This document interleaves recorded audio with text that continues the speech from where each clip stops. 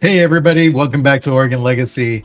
Today, we've got another candidate with us today, but this time it's for the city commissioner's office. Portland's going through a very unique change right now in their city politics. They're expanding, they're going from 5 commissioners to 12. The city got cut up into 4 different districts, and there's going to be 3 representatives from each one. And today we have a candidate with us. His name is Bob. He's a really nice guy. I'm really excited to get to meet him a little bit more and really understand more of his background. But just like always, we're going to keep it lighthearted. We'll talk a bit about policy today, but we'll see how it goes. Let's introduce Bob. Hey, Bob, thanks for joining us today. Hey, George. Thanks for having me, man. Good to see you. Good to see you too. When I first got to know you, I learned a little bit more about you and your story. Tell us a little bit more about you. Tell us a little bit, where did Bob come from? How did you get here to Portland? Take it over.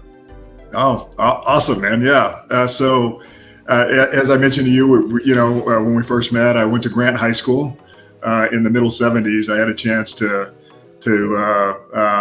participate in athletics and sports and made a lot of friends there. But before I ended up at Grant High School, my family lived in Southern California. In fact, we lived in the projects just outside of Compton in the 60s. And I had a white mom, obviously, black kid, 2 black kids actually with a white mom. My parents had some tough times in the biracial marriage at that time, the interracial marriage at that time. And so it was a little bit bumpy.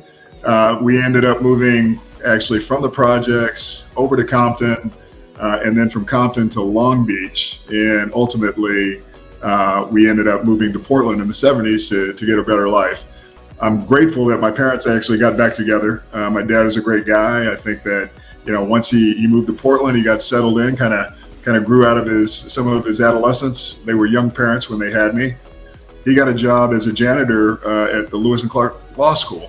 And so I was able to go to Lewis and Clark College, actually tuition free. And so I was the first one in my family to go to college. I played baseball. I ran the Black Student Union. I got to travel overseas, learn Spanish. And from there, kind of took off on a career up and down the West Coast in enterprise companies like Coca-Cola, Microsoft. I ran my own companies. I ran global sales and marketing for Tony Robbins. Just a lot of great experiences. And then we just, moved our family back about 9 years ago. And 2 of my 3 youngest kids also went to Grant High School. So go Generals. Well, that's awesome. So talk to me a little bit about what was that experience like being a mixed child in Compton, in the projects, now raising your kids here in the city of Portland? Yeah, I think, so I had one sibling, and I would just say the way that we kind of managed or navigated through that experience was very different. I had athletics. I had great role models and mentors kind of around me. And one of the things that happens in the communities where there are some gang activity, I ended up playing baseball with, for example, the little brother of one of the gang guys. So we were kind of always protected.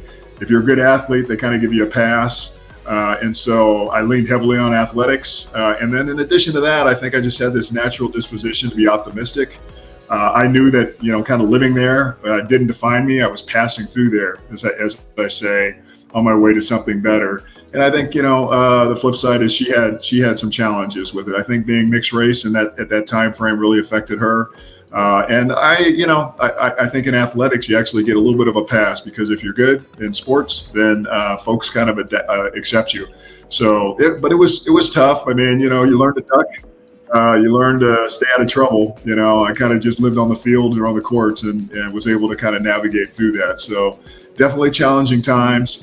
We moved around, not just in the projects. I remember at one point living in a friend of hers garage, and I remember taking food stamps down to the market, and I did the shopping. But I always had this just air of optimism and belief that, like I say, I'm just passing through here. And in fact, we were able to kind of move back to Portland, or I should say up to Portland, in the mid 70s. My parents got back together, so.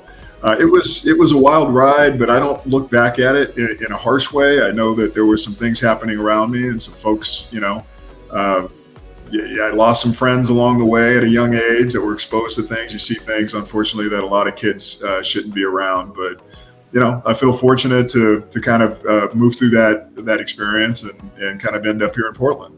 Okay, so with all that experience, coming up from the projects, moving here to Portland, having this life here now.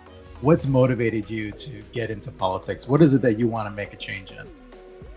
Yeah, that's a great question. I went through this process at the beginning of the year when the council, as you mentioned, expanded to 12 seats.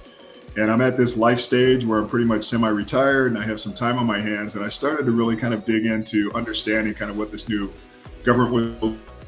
I think like a lot of folks here in Portland that love Portland, there's a high percentage, 70 or 75% of folks that live in Portland are dissatisfied with kind of the current direction and the lack of resource appropriation and the way that these resources are being allocated against the problems and challenges.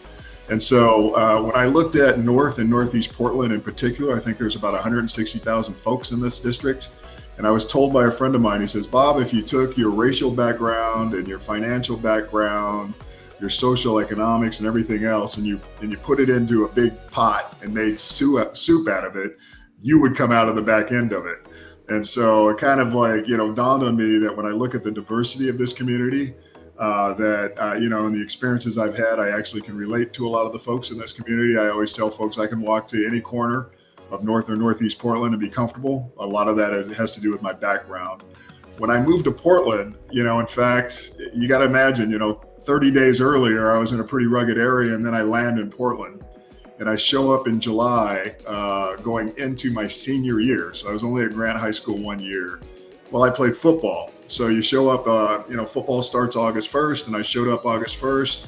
And, I just had 50 great best friends right away. So unlike, kind of the other experience, in Southern California, I was embraced here. I made a ton of good friends. These friendships have been with me all these years. And all of a sudden, I just felt like this, I felt safe, and I knew I had found a home, a place that I could learn and thrive and move on with my life. So Portland kind of saved me. That's kind of what I tell folks, that experience that I had, the contrast of going from Southern California and all of a sudden landing in Oregon, going from basically being, kind of working class poor to being middle class and having these big trees and beautiful homes and these great schools and all the things that Portland, especially in the 70s, provided. I felt like I'd absolutely, hit the jackpot. So one of the things that if you can, sorry to cut you off there, but if you can take the politics out of government, you will be elected over and over again. I promise you that. Yeah, I don't know if that's going to happen. Like I said earlier, well, I've never been in politics, so that's why, a lot of my friends that I walk with all these miles and family and people in the community are like, that's exactly what we need right now. Someone who thinks, who's going to bring practical decisions and going to look at things through a different lens. I tell folks, I don't have any issues with the county. They don't even know who I am. So the concept of me having, conflict doesn't exist, but I will challenge everyone in a way, to move things forward. And, one of the things that I've learned in a career in enterprise is, I've never solved a problem, by mudslinging or throwing someone, under the bus. In the media, you have to have those tough conversations on the side. But I think, the idea of finding, shared goals. I think everybody, the county, the city, everybody wants the same thing. We all have the same goals for solving these problems. So if we just start with that outcome in mind, I think we can make some headway. But we do have to get some of the bureaucracy out of the way, and we have to have tough leadership. There's some candidates, one in particular that I'm super excited about, that I think can provide that type of leadership and get us moving in the right direction. And and I anticipate that, frankly, I'm going to be sitting on that council in January and helping to solve these problems. Well, that's awesome. I really do think that, some of the things that we need to be able to huddle around is, let's get entertainment back into the entertainment district. Every candidate that I've talked to, it's like, hey, what are we going to do with our sports team? Like, I joke about it. Like, we lost Lillard, and, what are we going to do about the Blazer? But there's so many creative ideas, right? Especially like with the Lloyd Center. And hey, let's bring MLB. Let's get an MLB team here. I shouldn't have to travel 3 hours away to go cheer for Seattle. When we've got the space and the opportunity to bring MLB here. Let's get a WNBA team here. Let's start recruiting better players for our soccer team. And we got a fabulous soccer team, but hey, look what Messi did in Miami. Let's do that here in the city of Portland. It's possible. I think if we start really focusing in on why do people want to come downtown, well, it's because everything's happening in downtown. And right now, that's just not the case. Everything's happening like all over the place, because people don't want to hang out in downtown. So let's actually do something about it. Let's bring some dollars back into the city, because it's going to take money to fix what's going on right now and being able to actually provide services to individuals, because it just can't be on the burden of the taxpayer. Let's bring in that revenue from some big major corporations. That's my 2 cents on it.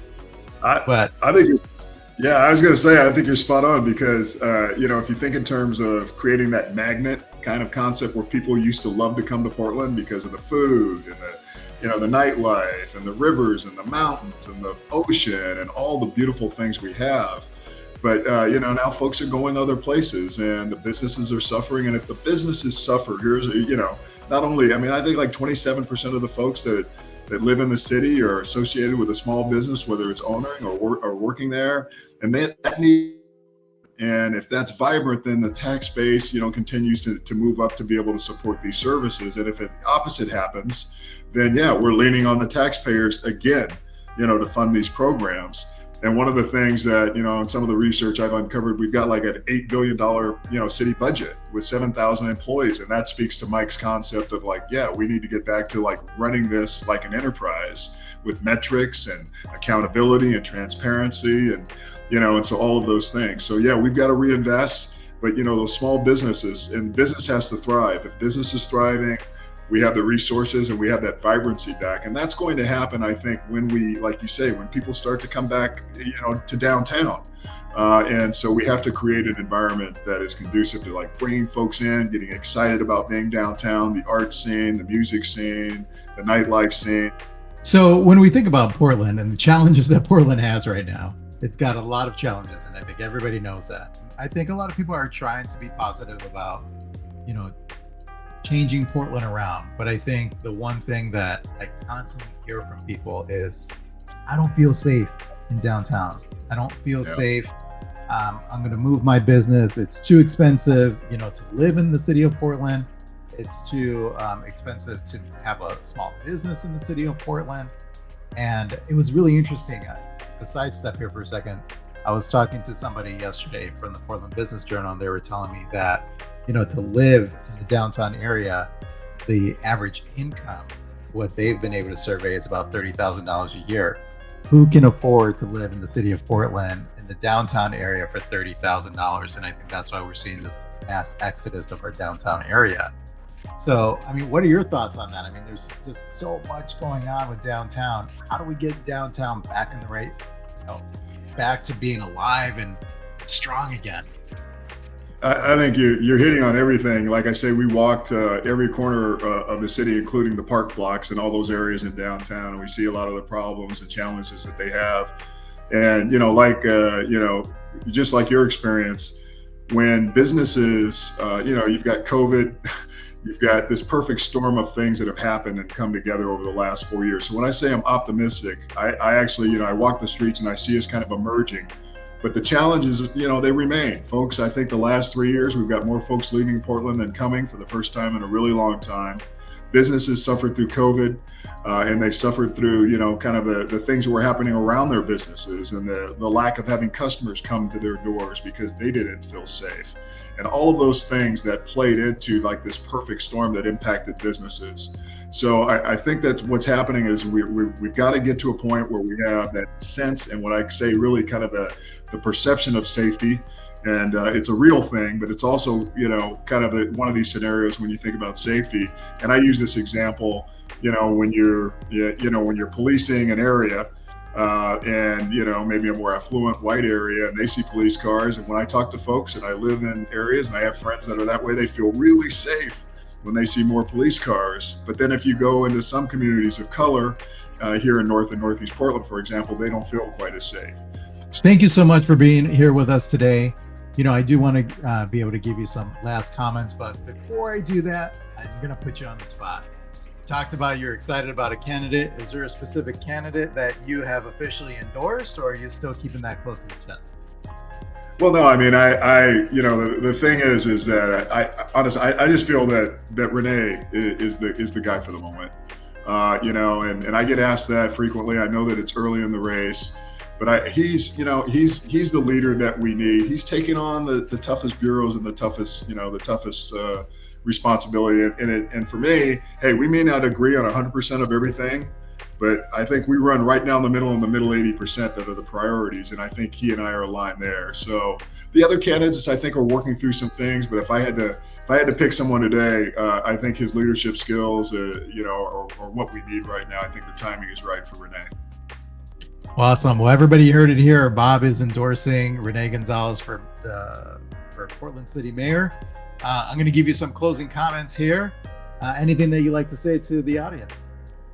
I just want to say, stay optimistic. We're better together.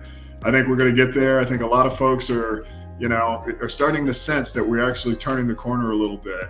So get out downtown, get folks to come and visit, go and experience Portland. I promise you, like I said, we walk it. I walked every corner of this city, and I just feel like we're definitely turning the corner, and it's a time for us to get back out and explore and enjoy our beautiful city, and we'll make it happen. So I would just say vote Bob PDX. I appreciate your support, and George, thanks so much for having me today. It's a pleasure. All right, everybody, thank you so much for joining us here today. Remember, click that subscribe button. We will see you next time. And thanks again for Bob for being with us today. Thanks, everybody. Have a great night. Bye-bye.